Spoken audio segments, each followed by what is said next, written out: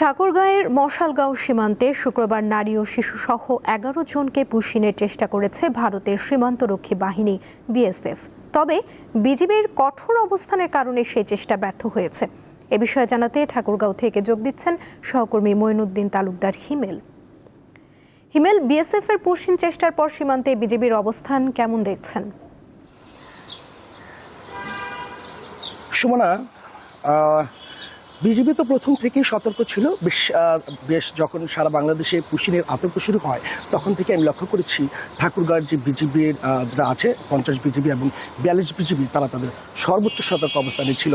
সে সাথে আমি স্থানীয়দেরও সহযোগিতা নিতে আমি দেখেছি বিজিবিদের, এবং তাদেরই কঠোর অবস্থান এবং সতর্ক অবস্থানের কারণেই আসলে বিএসএফ এদেরকে বাংলাদেশের ভিতরে পুশিং করতে ব্যর্থ হয়েছে।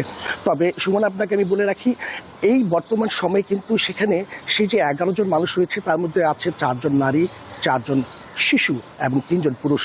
তারা কিন্তু সেখানে প্রচুর একটা অমানবিক এবং খুবই একটা অমানবিক একটা পরিস্থিতি আমি লক্ষ্য করেছি।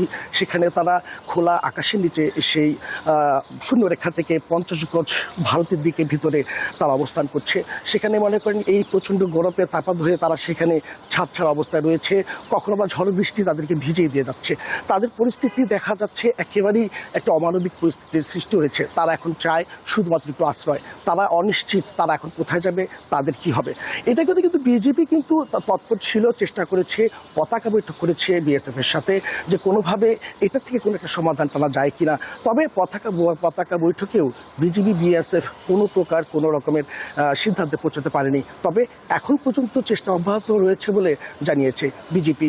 এমন পরিস্থিতিতে আমি যেটা লক্ষ্য করেছি যে এই যে 11 জন সেখানে আছে তারা কিন্তু অর্ধাহারে অনাহারি তাদের দিন যাপন করছে।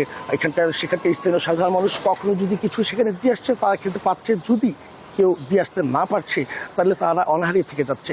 তারা আমাকে জানিয়েছে যে তারা আসলে কলকাতার বাসিন্দা ছিল এবং সেখানকার তারা স্থায়ী বাসিন্দাই ছিল।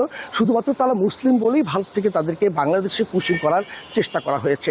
আমি তাদের সাথে কথা বলেছি, তাদের কথার ভাষাতে আমার কাছে যতটুকু মনে হয়েছে যে তারা সত্যি দীর্ঘ সময় থেকে কলকাতায় বসবাস করতো, কারণ তাদের ভাষাশৈলী অনেকটা কলকাতা স্থানীয়দের মতোই।